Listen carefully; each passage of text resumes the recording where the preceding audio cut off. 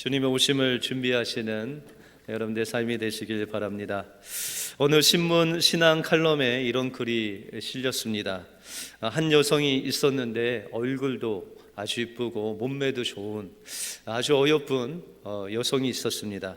그러나 그에게도 약점이 하나 있었는데 어느 순간에 머리숱이 계속 빠지는 것이었습니다. 그리고 눈썹이 빠지더니 눈썹이 아예 없어지는 일이 생겼습니다. 그래서 눈썹에 컴플렉스를 가지고 있었던 그는 이 눈썹을 늘 짙게 바르고 그렇게 다녔습니다. 그러던 중에 그가 좋아하는 연인이 생겼고 급기야 이제 결혼에 이르렀습니다. 그런데 이 여인이 결혼을 한 이후에도 그 컴플렉스 때문에 이 눈썹을 제대로 그 남편에게 보여주기가 싫어서 3년 동안 그것을 가리고 살았습니다. 목욕을 할 때도 세수를 할 때도 늘 남편이 없는 가운데 눈썹을 그려야만 됐고 3년이 지났습니다. 그런데 이 남편의 사업이 그만 부도를 맞이하는 바람에 연탄 배달을 이 남편과 함께 시작했습니다. 니엇과 한 대를 사서 남편은 연탄을 싣고 앞에서 끌고 아내는 뒤에서 밀고 그런 연탄 배달을 하는 중에 어느 추운 겨울날 이 니엇거에 있던 연탄 위에 있던 그 가루가 날려서 그 아내의 얼굴을 뒤덮이게 되었습니다. 이 아내가 그 연탄 가루를 닦아야 되는데 혹시나도 이 눈썹이 지워질까 봐 못 닦고 있는 그 와중에 남편이 다가와서 그 연탄 가루를 이 수건으로 닦아주기 시작했습니다. 이제 내 비밀이 탄로 났구나 라고 생각했는데 이 남편이 그 연탄 그 가루로 인해서 눈물이 막 흐리고 또 얼굴이 막 뒤범벅 됐는데 불구하고 그 연탄 가루를 잘 이렇게 수건으로 털어주는데 눈썹을 피해서 치워주는 거예요. 그 눈물도 다 닦아줬는데 눈썹만은 건드리지 않았습니다. 알고 보니 이 남편이 예전부터 그 비밀 컴플렉스를 알고 있었는데 혹시라도 이 아내가 마음이 상할까 봐 모른 채 하고 있었던 것입니다. 여러분들 사랑이라는 것은 다른 사람의 그 허물을 덮어주는 겁니다. 그 다른 사람의 약점, 다른 사람들의 그 컴플렉스를 자신의 컴플렉스 같이 또 감싸주고 안아주고 덮어주는 그것이 바로 사랑이다라는 것이죠. 예수님도 우리에게 우리의 컴플렉스, 우리의 죄를 덮어주시기 위해서 대신 예수님께서 그 십자가에 피를 흘리심으로 우리의 모든 죄를 덮어주시고 그냥 우리는 그 예수님만 영접하면 그 죄에서 그 컴플렉스에서 노임을 받는 놀라운 은혜를 우리에게 공급해 주셨습니다. 그러므로 성탄으로 우리에게 오시는 그 주님을 맞이하기 위해서 주님께서 우리에게 베푸신 그 사랑을 이웃에게 나눠줄 때 이웃의 그 허물을 덮어주고 감싸주고 또한 안아줄 때 주님께서 오신 그 성탄을 맞이하는 놀라운 은혜가 여러분들 삶 속에 임할 줄 믿습니다. 이 은혜가 여러분들의 것이 되시길 주님의 이름으로 축원드립니다. 오늘 본문을 통해서 성탄을 맞이하는 우리에게 필요한 것은 무엇이고 또 우리의 삶이 어떤 삶이 될 때 성탄으로 오신 그 주님을 맞이할 수 있는지 오늘 본문을 통해서 살펴보겠습니다. 먼저 우리가 성탄을 준비하기 위해서는 허물을 덮는 주님의 사랑을 경험해야 됩니다. 오늘 본문에 보시면 요셉의 아내 마리아가 아이를 잉태한 사건으로 시작합니다. 여러분들 오늘 18절에 보시면 예수 그리스도의 나심은 이러하니라 그 모친 마리아가 요셉과 정혼하고 동거하기 전에 성령으로 잉태된 것이 나타났다라고 말씀하고 있습니다. 여러분들 여기서 정혼이라는 것은 우리의 약혼과 달리 법적으로 결혼이 된 것입니다. 법적으로 결혼을 했다라는 법적인 결혼을 한 상태가 바로 정혼입니다. 그래서 오늘 20절에 보시면 주의 사자가 요셉에게 말하기를 요셉아 내 아내 마리아 데려오기를 무서워 말라. 뭐라고요? 내 아내 마리아 데려오기를 무서워 말라. 이미 이 정혼한 상태는 법적으로 결혼했지만 함께 살지는 않았지만 그러나 그의 아내가 이미 된 상태가 바로 정혼의 상태다라고 그렇게 말씀하고 있다는 것입니다. 그런데 이제 정혼을 하고 보통은 우리가 약혼을 하고 뭐 1년 있다 결혼할 수도 있고 또 2년 있다 결혼할 수도 있는데 이 당시도 정혼을 하고 얼마 기간이 있다가 이제 아내를 맞이할 수 있는 집이 다 완성되고 준비가 되면 이제 두 번째 결혼식을 합니다.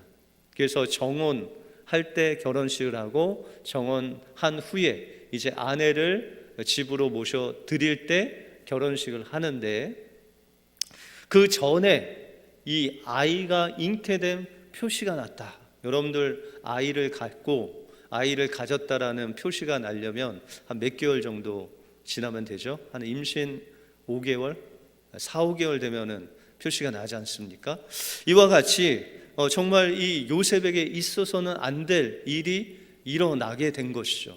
아내와 이제 같이 살지도 않았는데 아내가 아이를 임신했다는 것이죠.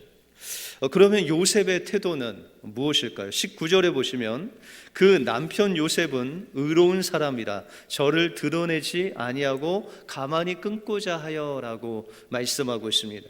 성경에 요셉을 가리켜 의로운 사람이다 라고 그렇게 말씀하고 있습니다. 여러분들 구약 성경에 보시면 의로운 사람, 의롭다라고 칭함을 받는 사람들이 여러 나오죠. 그래서 여러분들이 잘 아시는 노아나 아니면은 에녹이나 고난을 많이 받은 욥 같은 경우에 하나님께서 그 사람은 의로운 사람이다 라고 그렇게 지칭을 해 주시죠. 그런데 이 요셉도 그 중에 하나, 정말 하나님을 잘 믿는 가운데 하나님께서 그를 의로운 사람이다 칭할 정도로 그렇게 하나님의 말씀대로 사는 사람이 바로 요셉이었다라는 것이죠. 특별히 이 의롭다, 저 사람은 좀 의로운 사람이다 라고 했을 때 이 의롭다라는 기준은 바로 하나님께서 정해 놓으신 법, 하나님께서 정해 놓으신 그 방법대로 그 기준에 맞게 살아가는 사람을 가리켜서 저 사람은 의로운 사람이다 라고 그렇게 이야기를 합니다. 그래서 우리가 요한복음 3장에 보시면은 예수님께서 세례 요한에게 회개의 세례를 받으러 오시죠. 여러분들 세례라는 것은 죄 있는 우리가 그 죄를 고백하고 자백하고 그 물속에 우리의 옛사람을 잠금으로 인해서 죄와 함께 우리가 죽고 주님과 함께 살았다라는 것을 사람들에게 선포하는 것이 세례입니다. 이 당시에도 주님의 길을 예비하기 위해서 세례 요한이 이 회개의 세례를 베푸는 가운데 예수님이 이 세례 요한에게 나오시는 것입니다. 예수님은 죄 있는 이 육신의 모양으로 이 땅에 오셨지만 예수님은 죄가 없으신 분이셨습니다. 그럼에도 불구하고 예수님이 어찌된 일인지 세례 요한에게 나와서 그 세례를 받으려고 했다는 것이죠. 그때 세례 요한은 예수님께 말씀하시기를 아니 예수님 제가 예수님께 세례를 받아야 되는데 어떻게 해서 예수님 저에게 오십니까? 라고 이렇게 질문을 합니다. 그랬더니 예수님께서 아주 의미심장한 이야기를 하시죠. 이제 허락하라. 우리가 이와 같이 하여 모든 의를 이루는 것이 합당하다라고 그렇게 말씀하고 있다는 것이죠. 이 세례라는 것, 세례 요한이 사람들에게 회개의 세례를 준 그 모든 행위는 하나님께서 그 시대에 정해 놓으신 기준이었다는 것. 그것을 예수님께서는 우리의 모든 죄짐을 짊어지시고 하나님께서 세우신 그 세례를 받으시기 위해서 오셨다는 것이죠. 다시 말해서 예수님은 하나님이 세우신 그 말씀, 그것을 이루시는 의로우신 분이셨다라고 말씀하고 있다는 것입니다. 이와 같이 요셉도 어떠한 상황 속에서도 하나님의 말씀인 율법대로 살려고 몸부림쳤던 그런 요셉의 모습을 우리가 다시금 이 말씀을 통해서 드러낼 수 있게 된다라는 것이죠. 그래서 우리가 그러면 이 요셉이 의로운 사람이기 때문에 만약에 자신의 아내의 그 간음한 것, 다른 사람을 통해서 잉태된 사실이 드러난다면 의로운 사람들은 어떻게 해야 될까요? 율법대로 행해야 되죠. 율법에는 그 간음한 여인은 돌로 쳐 죽여라 라고 그렇게 되어 있습니다. 그런데 이 요셉은 그 의로운 사람임에도 불구하고 이 사실을 드러내지 않고 그 율법대로 행하지 않고 오히려 정혼을 가만히 끊고자 했다라고 그렇게 말씀하고 있습니다.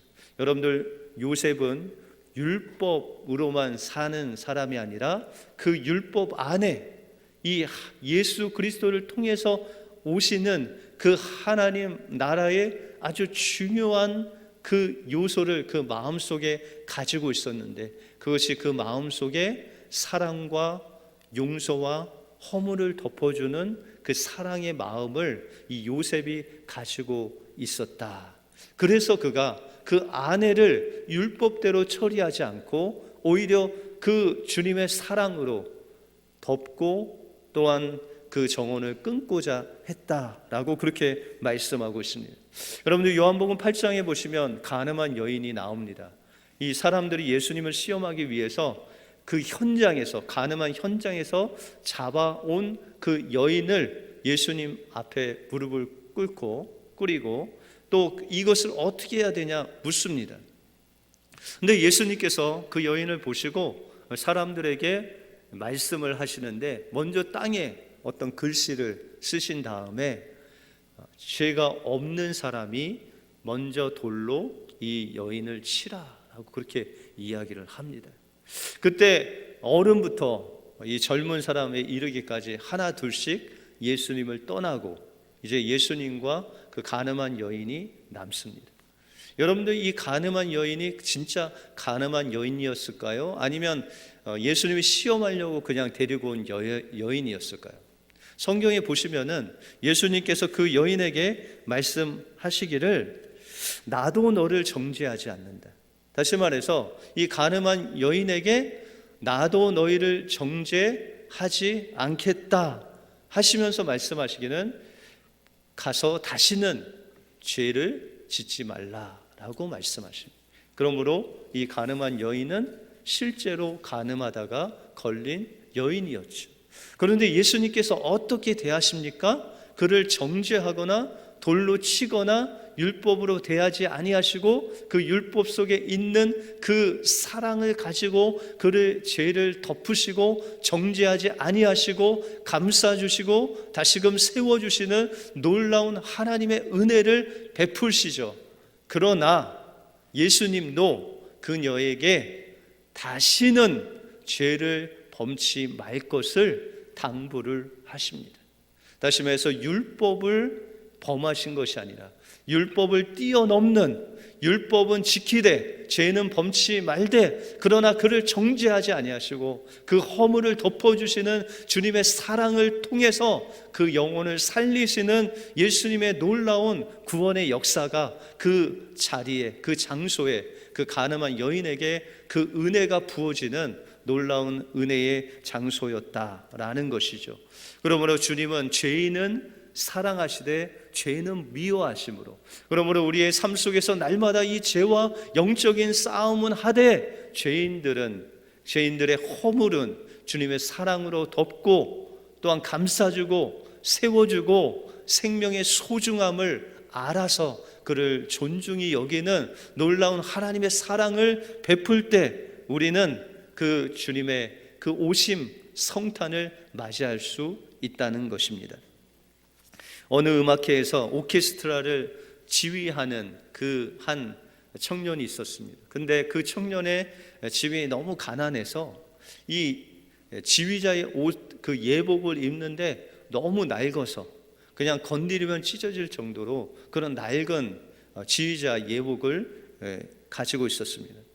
그래서 이제 오케스트라를 지휘하려고 하는데 새 예복이 없으니 그냥 예전에 입던 것을 입고 가서 오케스트라를 지휘하고 있는데 그만 이 예복이 지휘하는 그 도중에 찢어지고 말았습니다.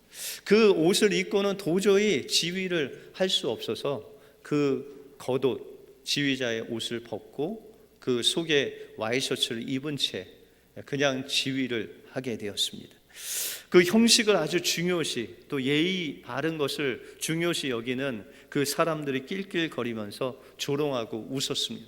아니 지휘자가 예복도 안 입고 저 와이셔츠만 입고 어떻게 지휘를 하냐 하면서 웃고 또 조롱하고 낄낄댔습니다. 그런데 맨 앞에 앉아있던 나이든 신사가 일어나서 자신의 겉옷을 벗고 그 와이셔츠 바람으로 그 오케스트라를 지휘하는 것을 보게 되었습니다. 그리고 그 전체가 웃던 그 소리가 하나하나 줄더니 한 사람 한 사람이 자신의 그 겉옷을 벗고 와이셔츠의 모습으로 서서 그 지휘하는 오케스트라의 연주를 듣게 되었습니다. 급기야 모든 사람이 겉옷을 벗고 지휘자와 같이 그 와이셔츠 바람으로 그 오케스트라의 연주를 끝까지 들었을 때 그 마지막 그 연주에는 어떤 연주회보다 더 감격적이고 성공적으로 마칠 수 있었습니다. 이 얼마나 아름다운 이야기입니까? 어떤 사람의 그 부족함, 컴플렉스, 약점, 허물이 있을 때 우리가 그것을 비난하거나 정죄하기보다는 그 죄악을 함께 끌어안고 내가 죄가 있는 양, 내가 허물이 있는 양, 그 모든 것을 함께 뒤집어 쓰고 그 길을 함께 그 모양으로 갈 때 하나님께서는 그곳에 임재하셔서 성탄으로 오신 그 주님을 맞이하는 놀라운 역사가 우리의 삶 속에 일어나게 될 것입니다. 이 성탄의 계절에 다른 사람의 허물을 내 허물과 같이 여기고 비판하거나 정죄하지 않고 오히려 사랑과 용서와 감싸줌과 생명을 소중히 여김으로 성탄으로 오시는 그 주님을 기쁘게 맞이하시는 여러분들의 삶이 되시길 주님의 이름으로 축원드립니다. 다음으로 우리가 성탄을 준비하기 위해서는 하나님의 은혜를 경험해야 됩니다.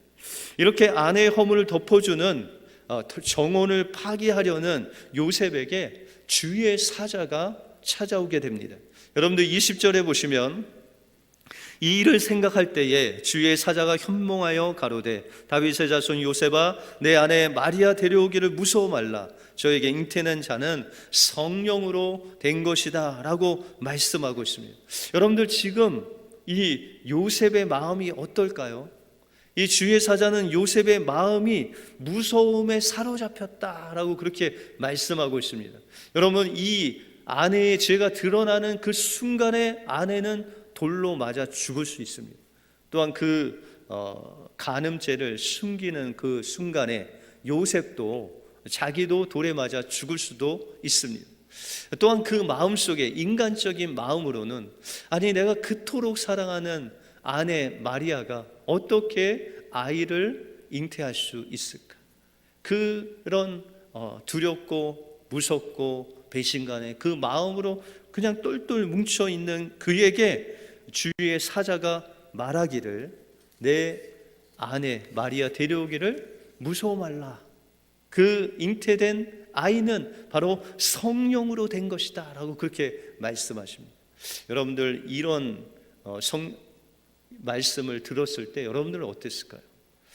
완전히 불가능한 인간의 이성으로는 도저히 알 수 없는 그 영역을 말했을 때 요셉은 어떤 생각을 했을까라는 생각이 듭니다.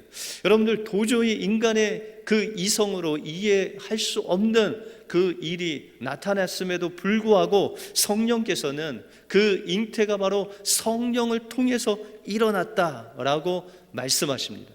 그런데 여기서 멈추지 않고 성령님께서 구약의 말씀을 인용하여 말씀하고 있습니다. 여러분들 23절에 보시면 보라 처녀가 잉태하여 아들을 낳을 것이요 그 이름을 임마누엘이라 하리라 하셨으니 이는 번역한즉 하나님이 우리와 함께 계시다라고 말씀하고 있습니다. 이 구약의 말씀, 어떻게 보면 그 요셉이 그토록 그의 삶 속에서 그의 삶의 기준인 이 말씀대로 살아나갔던 이 요셉에게 있어서는 이 주의 천사가 말씀하신 이 말씀이 어떻게 보면 정말 기쁨으로 다가왔을 것입니다. 왜냐하면 그 말씀이 구약에 기록된 말씀으로 이미 기록되어 있었기 때문에 이 일은 나의 삶 속에서 이루어지는구나 라고 하나님의 말씀을 받아들이기만 하면 됐기 때문입니다.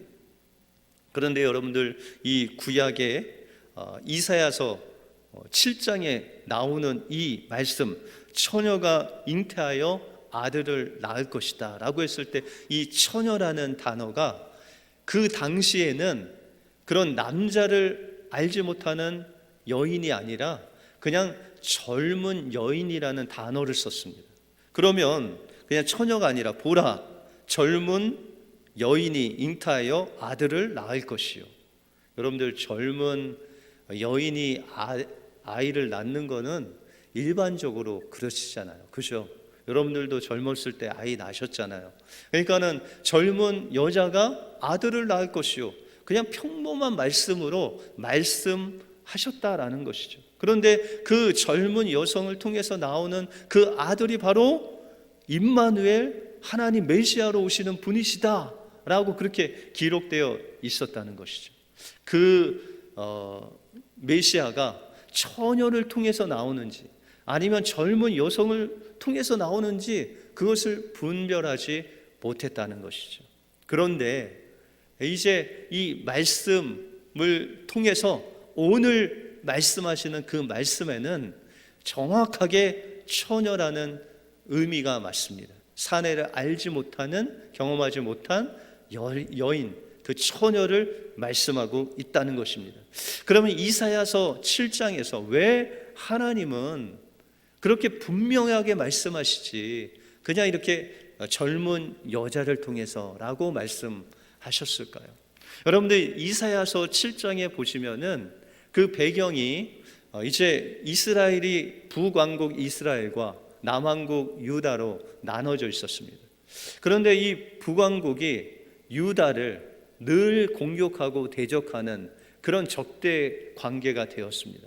그래서 이스라엘이 유다를 점령하기 위해서 아람이라는 나라와 동맹을 하고 이 유다를 공격했습니다. 그래서 유다가 막 예루살렘이 막 그러니까 애워싸움을 당하고 어려움을 당했지만 아직 지지는 않았을 때입니다. 하나님의 은혜로. 그런데 하나님께서 이사야 선지자를 통해서 이 유다 왕인 아하스에게 말씀하시기를 내가 무엇이든지 구하면 내가 너에게 이루어 주겠다. 네가 높은 것을 구해도 내가 응답하겠고 낮은 것을 말해도 응답하겠다. 이런 놀라운 하나님의 긍휼의 말씀을 말씀하십니다. 그런데 어찌된 일인지 이 아하스 왕이 이사야의 선지자의 이 하나님의 말씀을 듣고 대답하기를 그가 말을 회피하기를 내가 구하지 않겠다. 내가 하나님을 시험하지 않겠다. 그렇게 이야기를 합니다.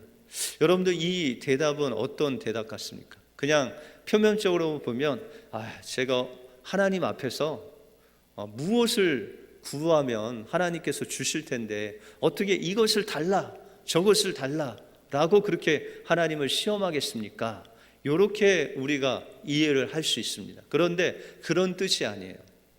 여기서 이 아하스는 내가 하나님께 구하지 않고 하나님을 시험하지 않고 그냥 내가 알아서 하겠다라고 그렇게 이야기를 하는 거예요. 여러분들 자녀들이 만약에 이제 성장해서 결혼을 해서 이제 독립을 했는데 그 독립해서 사는 그 모습을 보니까 너무 어려워서 그 아버지가 그 아들에게 에이 아들아 내가 뭐 좀 도와줄 일 없냐라고 했는데 아버지 제가 죽이 되든 밥이 되든 살아볼게요. 그렇게 하면은 그 대답은 뭐예요? 그냥 아버지 도와달라는 거예요? 도와주지 않아도 된다는 거예요. 아버지 도와주지 않고 내가 어떻게든지 한번 살아보겠습니다. 그냥 내버려 두세요. 이거 아니에요. 그죠? 아하스의 대답이 그랬다는 거예요. 하나님은 그냥 그렇게 계시고요. 제가 또 마련한 해결책이 있어요. 그것이 무엇이었냐면 그 북방에 있는 아수르라는 나라를 이 아하스가 의지를 했어요. 그래서 하나님 필요 없습니다. 저는 저 아수르 나라를 내가 동맹만 하면 이거 이길 수 있다라고 그렇게 말하는 것입니다. 그런 이 아하스, 하나님의 그 말씀을 의지하지 않고 하나님께서 주시겠다 해도 구하지 않는 그 아하스에게 오늘 이 말씀을 하고 있는 것입니다. 이사야서 7장 14절에 보시면 그러므로 주께서 친히 징조로 너희에게 주실 것이다. 보라, 처녀가 잉태하여 아들을 낳을 것이요 그 이름을 임마누엘이라. 내가 그 북이스라엘과 아람이 아무리 공격해 올지라도 하나님께서 보내신 그 메시아를 통해서 너희와 함께 할 것이고 너희를 승리케 할 것이다 라고 하셨는데, 아하스가 볼 때에는 이 말씀이 정말 메시아의 말씀으로 다가오지 않고 그 처녀를 통해서, 동정녀 마리아를 통해서 오시는 그 메시아로 오시는 그 메시아를 기다리는 말씀이 아니고 그냥 흘러 지나가는 그런 말씀으로 이 아하스에게 다가왔었다는 것이죠. 그런데 오늘 본문에는 이 요셉은 하나님 말씀을 사모함으로 기다리는 그런 자에게는 하나님 말씀이 그냥 일반적인 말씀으로 다가오는 것이 아니라 그에게 그의 상황과 그의 삶 속의 그 어려움을 해결하는 말씀으로 다가왔다는 것이죠. 그 처녀가 잉태하여 아들을 낳았는데 그 아들이 바로 하나님께서 보내실 메시아이신 임마누엘, 하나님이 우리와 함께 하시는 그 하나님으로 이 땅에 오시는 메시아 예수라는 것으로, 그 말씀으로 정확하게 이 요셉에게 다가왔을 때 그는 그 모든 것을 능히 이길 수 있는 그 능력이 바로 이 말씀을 통해서, 바로 하나님이 주시는 은혜의 말씀을 통해서 그에게 공급되는 놀라운 역사가 일어나게 되었다라고 말씀하고 있습니다. 그래서 오늘 24절에 보시면 요셉이 잠을 깨어 일어나서 그의 주의 사자의 분부대로 행하여 그 아내를 데려왔다라고 그렇게 말씀하고 있습니다. 요셉이 그 아내 데려오기를 무서워했지만 하나님께서 주신 그 말씀이 자신의 말씀으로, 바로 지금 자신이 겪고 있는 그 엄청난 사건의 그 해결책의 말씀으로 그에게 다가왔을 때, 은혜로 다가왔을 때 그는 그 은혜로 말미암아 담대하게 아내를 데리고 오고 그가 아기를 낳기까지 동침하지 않는 하나님 말씀에 순종하는 그 요셉의 모습을 우리가 볼 수 있다는 것입니다. 그래서 마태복음 2장에는 2장 12절에 보시면 그 아기 예수를 낳은 다음에 헤롯의 추격을 받았을 때 성령께서 꿈에 나타나셔서 애굽으로 가라 라고 했을 때 이 요셉은 담대하게 하나님의 지시하심을 통해서 애굽으로 갔고, 또 애굽에서 꿈을 통해서 성령께서 지시하셔서 이스라엘로 가라고 했을 때 그의 고향인 나사렛으로 이동하는 놀라운 순종의 모습을 이 요셉을 통해서 우리가 볼 수 있다는 것입니다. 그러므로 요셉은 하나님의 그 말씀을 사모하여 그 마음이 그 말씀에 열려질 때 하나님께서는 그에게 은혜를 주셔서 임마누엘, 우리와 함께 하시는 하나님이 그와 함께 하셨고 그 하나님이 이끄시는 대로 순종하며 나갈 때 담대하게 하나님 말씀을 이루는, 성탄을 맞이하는 귀한 하나님의 일꾼이 되었다라고 말씀하고 있습니다. 그러므로 성탄은 우리 모든 사람에게 주님이 초청하시는 은혜의 사건입니다. 그러나 많은 사람들이, 이 땅의 많은 사람들이 주님의 그 초청을 받아들이지 않습니다. 왜냐하면 하나님의 말씀 앞에 우리의 마음이 닫혀져 있기 때문입니다. 하나님은 모든 사람이 이 하나님의 구원의 초청에 반응하기를 원하시지만 그 하나님의 사랑을 받아들이지 않는 사람들에게는 이 말씀이 구원의 말씀으로 다가오지 않기 때문에 주님의 성탄을 맞이할 수 없다는 것입니다. 그러므로 우리는 요셉과 같이 하나님의 말씀에 주님의 사랑과 용서와 그 생명을 소중히 여기는 마음으로 다른 사람의 그 허물을 덮어주고 감싸주고 그를 세우는 사람이 되어야 됩니다. 눈썹 없는 아내의 모습을 알면서도 그 컴플렉스를 감싸주던 남편과 같이 예수 그리스도의 십자가의 보혈로 용서받을 수 없는 우리의 죄악을 우리가 요청도 하지 않았는데 그 피와 물을 다 흘려 우리를 덮어주신 그 주님의 사랑과 같이 우리가 서로의 허물을 덮어주고 감싸주고 안아줄 때 주님의 성탄이 여러분들 심령 속에 임하는 놀라운 역사가 임하게 될 것입니다.